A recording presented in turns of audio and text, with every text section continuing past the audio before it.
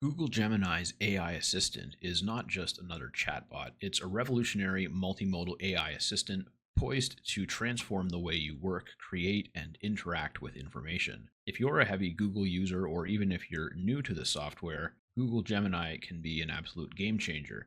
It seamlessly integrates with the entire Google Workspace ecosystem. So if you're already using what used to be called G Suite, which is Google's suite of business products attached to the professional Gmail inbox, Gemini is actually included in that plan. So even if you're not using it, you already have access to it. And even if you just have a free Gmail account or a free Google Drive account, you can still access a basic version of Gemini for free. And in this video, we're going to look at what you can do with the free version, as well as what you can do with the Pro version, which is the one that I have on my Google Workspace account. I think it's the second paid tier, but it's only around $20 a month. So it's quite competitive with other similar products that don't include the entire Google Workspace account. So we'll cover the basics in the free version first, and then we'll look at some more advanced features in Gemini Pro. But first, if you'd like to see more videos like this, please leave a like and subscribe to the channel. Also, I'll put a link in the description or pinned comment below where you can visit this landing page and sign up to get my AI marketing prompts worksheet, AI marketing prompts list. I called it a ChatGPT marketing prompts list here, but I have since rebranded it to just being AI marketing prompts because I mostly use Gemini these days, and I do still use ChatGPT and a bunch of other tools. But because of the way Gemini integrates with Google Drive and Google Docs and my email and everything like that, it's just become the most useful one. But check this link out in the description if you want to get access to my favorite AI prompts, and you'll also be on my email list so that I can email you when I produce a new video, when I publish a new video. All right, so here we are in my free account. This is attached to my personal Gmail address, and you can see I've got the upgrade button over here. Maybe we'll click on that quickly. Okay, so I guess I am on the first paid tier, and it's about $27 Canadian a month, so that's probably around $20 US, which is why I said $20. And it actually includes access to a limited amount of video generation with Google VO, as well as much more powerful versions of Deep Research and Nano Banana Pro, which is what they're calling their image generator now. And in addition to a number of other cool features, there's also Notebook LM, which is a separate thing from Google Gemini. But basically the way it works is that you upload your own resources, so it can be books that you own or resources that you wrote or whatever else. And it creates a language model, that's the LM part, out of the content that you upload, and it can answer questions and create resources and content based on the materials that you load into it. And you can do the same type of thing with Gemini, it just works a little bit differently. But Notebook LM is actually a huge value add, which I didn't learn about until after I had already decided to upgrade to this tier. But for now, we'll stick with the free model. And if I open up the menu, this is where any previous chats that I've had would be listed. And if I go to settings and help, there's a link to instructions, connected apps, which are the other Google apps, and a few other resources here. And custom Gemini chats are called gems, like custom GPTs with ChatGPT. And so they have a few examples that are pre-made by Google, including a chess champion and a number of others. I have a few custom gems in my main account, so I'll go over those a bit more later. And anytime that we're in here, we can just click on new chat, and we'll just give it a random topic here, something I've been thinking about. All right, so that was like the worst prompt that I've ever written in my life, but I have a feeling it's still going to do a decent job here. Yeah, so it knows what I want. And so the top 5 TikTok marketing strategies, according to Gemini, are user-generated content, brand fusion with different creators, platform-native authentic content. I think the key thing there is that you use TikTok's built-in music and sound effect features and things like that. But I don't use TikTok.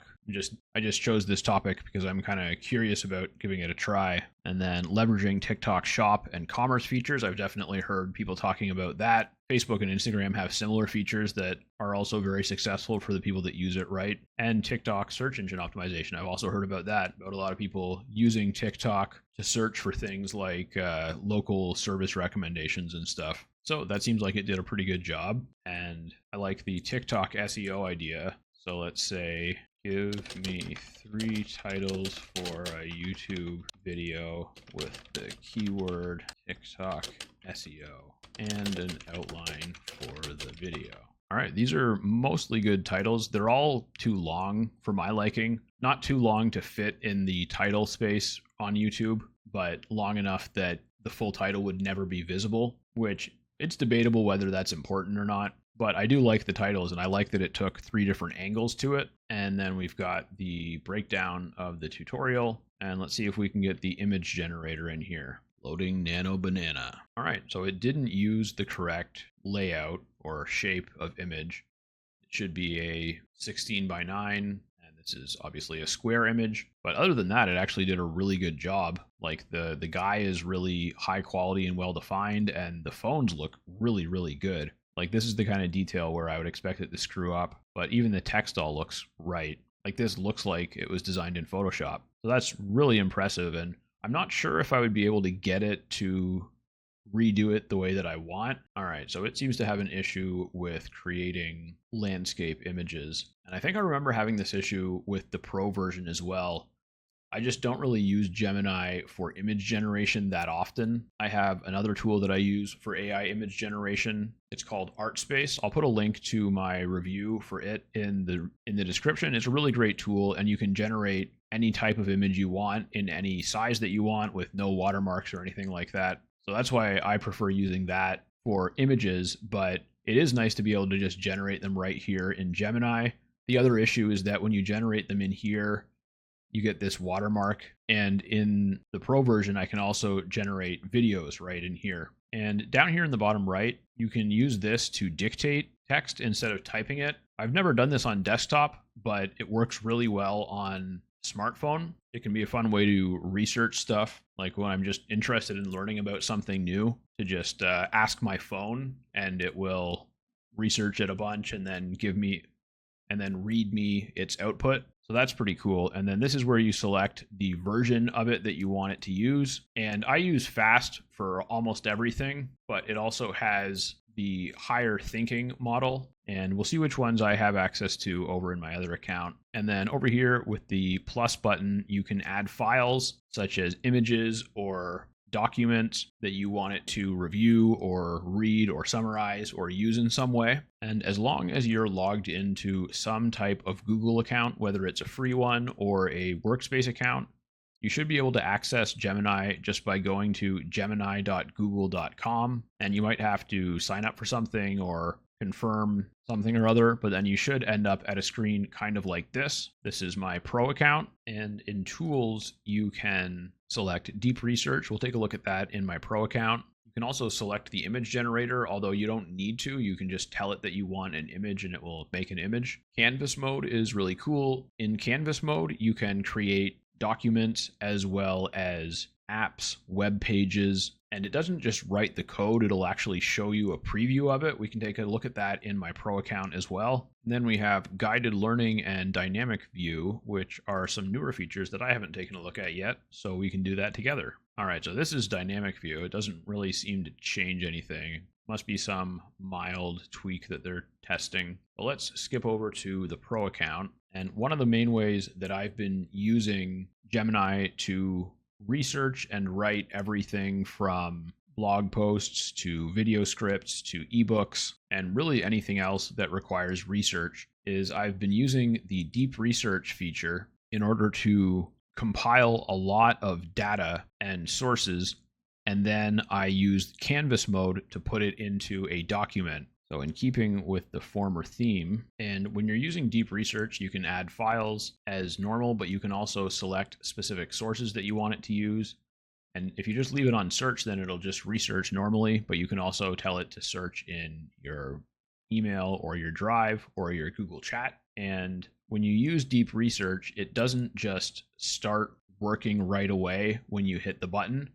Instead, it creates a plan, and then you can modify the plan if you want. You just go to edit plan, but it pretty much always makes a good plan. And I think it's just easier to let it work the way it wants to in this part. So I usually just hit start research. And this can actually take a while typically only around 2 to 3 minutes, but depending on the topic and how complex the prompt is and how deep it needs to go in order to provide the kind of answer that you're looking for. I don't expect that this one will take too long because I don't think it's a super deep topic and I didn't specify a whole lot, but we will check back shortly. And so that took about 3 minutes, and it is a very long and extensive report and has all the sources listed at the bottom here, and they're also footnoted throughout, so you can just expand any section and then see what it's referencing. And that doesn't mean that it always gets everything right, but it does a pretty good job with things that are non-controversial. And so like what works in marketing is not really controversial unless you start to get into like a lot of psychological stuff. Then you might start to find some conflicting data, but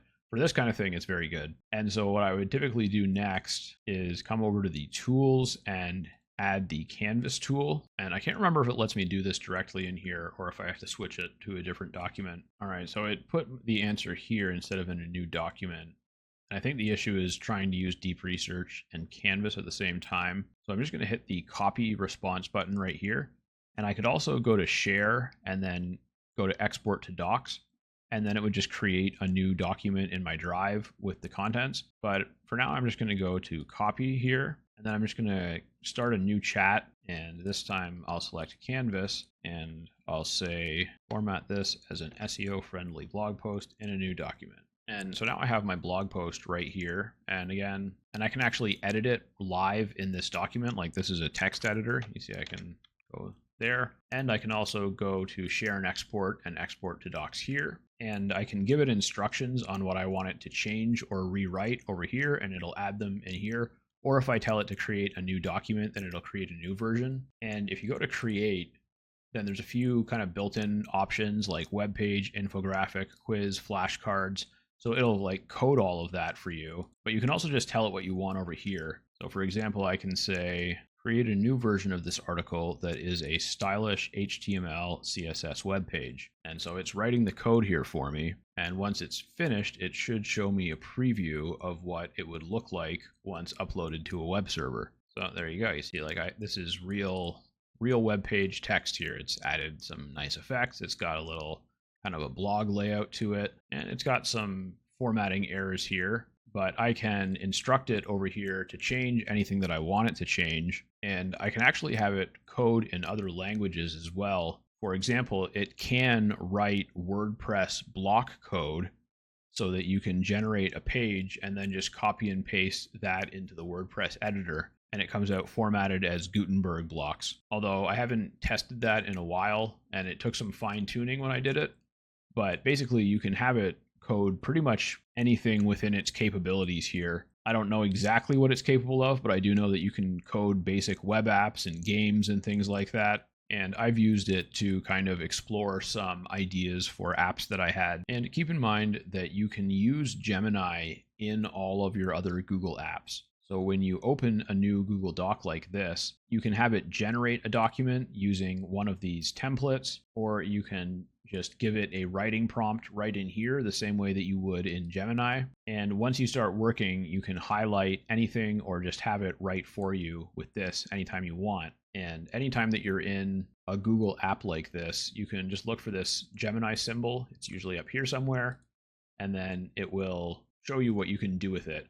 And another example of how I used this was I had Gemini search for and analyze the contents of like 6 months worth of emails that I had gotten from a number of marketing newsletters that I'm subscribed to. And so I just had it compile all the information and put it into an easy to review format for me. And there's a lot of cool stuff that you can do in Google Sheets and in your email and Google Docs. To be honest, I've barely even scratched the surface of what you can do with Gemini because I've mostly been using it for content creation, and I've also been really into Notebook LM. And I have a really good tutorial for Notebook LM on my channel as well, so I'll put that link in the description. But the one feature that's really cool that I haven't mentioned yet is the scheduled task. So anytime that you write a prompt in Gemini, if you tell it to run at a specific time, then it will schedule it for that time instead of running it right away. And the main thing that I've used this for is looking for investment opportunities in the stock market. And it's actually been quite effective for that. as well as staying up to date with news on specific topics and stories. And that was very handy because I've been testing a few ideas for new YouTube channels, and one of them is in a sports news niche. And so I had to look at what stories were popular pretty much every day, and this made that a lot easier. So I just said at 9:30 a.m. every Wednesday, search for the best value stocks that are trading below fair value and provide a concise, easy to read report. I'm going to be honest, this is not the typical prompt that I use for this because I'm not trying to give you stock market advice, so I don't want to show what I'm actually doing. But basically, that's all you have to do is start your prompt with something like at this time on this day, and you can schedule it for every day, or you can schedule it for once a week, or you can schedule it for the same day every month. And you might be able to do it in more complex ways than that, like every other day or something. I haven't really tried a whole lot with this, but you can see that it's created this scheduled action here, and I can pause it or I can edit. And yeah, so I can actually use this drop down to select daily, weekly, monthly, and a few other details. And it's got the name. Oh, so I can change the name. That's good. I'll just call that value stocks. Save, and then you can see your scheduled actions by going to the gear down here and scheduled actions. And so I haven't been using these lately, but they would all be there if I had others, and you can pause or edit them, and you can delete them from the edit screen. If you watched all the way through the video to this point, I really appreciate you. Please remember to like the video and subscribe to the channel if you haven't already. Leave me a comment if you have a question or if you want to request a future tutorial. And remember to check out the links in the descriptions to my landing page where you can get my copy of AI marketing prompts that work very well with Gemini, as well as some of the other tutorials that I've mentioned that you might find helpful. Thanks for watching, and I'll talk to you in the next video.